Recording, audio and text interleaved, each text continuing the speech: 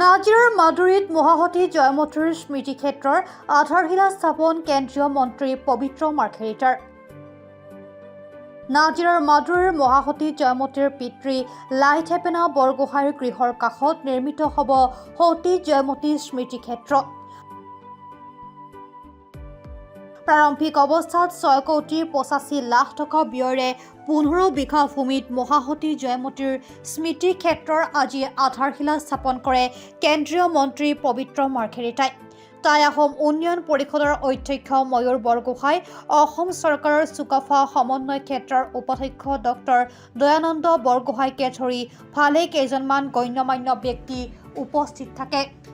সাম্প্ৰতিক সময়ত আজিৰ দিনটো এটা ঐতিহাসিক দিন। মহিয়সী জয়মতী ক্ষেত্ৰ, যি কেৱল আহোম সম্প্ৰদায়ৰ নহয়, সমগ্ৰ অসমীয়া জাতিৰ বহুদিনীয়া এটা স্বপ্ন আছিল আৰু আজি তাক সাকাৰ ৰূপ দিলে অসমৰ মাননীয় মুখ্যমন্ত্ৰী ডক্টৰ হিমন্ত বিশ্ব শৰ্মাদেৱৰ নিজস্ব চিন্তা আৰু পৰিকল্পনাত।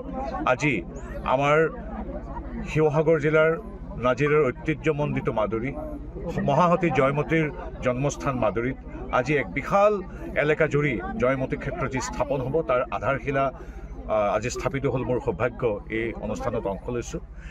এইখিনিতে প্ৰাণিধানযোগ্য যে আমি সদায় কৈ আছোঁ, লাচিত চিলাৰায় বা চুকাফাই হওক বা আমাৰ জয়মতী সতী জয়মতী হওক, নিৰ্দিষ্ট এটা সম্প্ৰদায়ৰ নহয়, সমগ্ৰ অসমীয়া জাতিৰ বাবে একোটা গৌৰৱী চৰিত্ৰ, যি চৰিত্ৰক লৈ সমগ্ৰ অসমীয়া জাতিয়ে গৌৰৱ কৰে।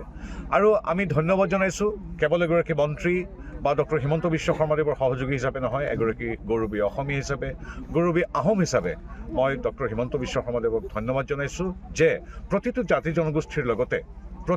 জনগোষ্ঠীৰ লগতে আহোম জনগোষ্ঠীটোৰ ইতিহাসৰ সোণালী পৃষ্ঠাবিলাকৰ প্ৰসাৰ আৰু শ্ৰদ্ধা জনাবৰ বাবে তেখেতে যি প্ৰণালীবদ্ধ পদক্ষেপ হাতত লৈছে। অন্যান্য জাতি জনগোষ্ঠীৰ দৰে আমাৰ এই জনগোষ্ঠীটোৰ শৈক্ষিক, সামাজিক, সাংস্কৃতিক বিকাশৰ বাবে তেখেতে পৰিকল্পিতভাৱে আগবাঢ়িছে। আৰু এইখিনিতে প্ৰাণিধানযোগ্য যে পুনৰবাৰ কৈছোঁ যে লাচিত বা চুকাফা বা মহাসতী জয়মতী, আতন বৰগোহাঁই বা পূৰ্ণানন্দ বৰগোহাঁই, চক্ৰধ্বজ জয়ধ্বজ সিংহ বা প্ৰমত্ত সিংহ, প্ৰতাপ সিংহ, ৰুদ্ৰসিংহ কেৱল আহোমৰ ৰজা নহয়, অসমৰ ৰজা।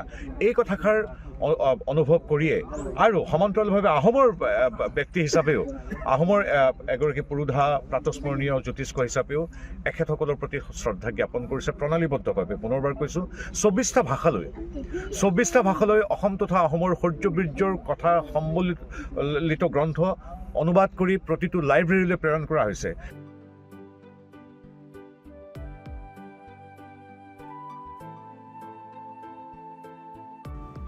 নাজিৰাৰ পৰা জুলফিকাৰ আলীৰ ৰিপৰ্ট, প্ৰাতঃটাইম ডিজিটেল।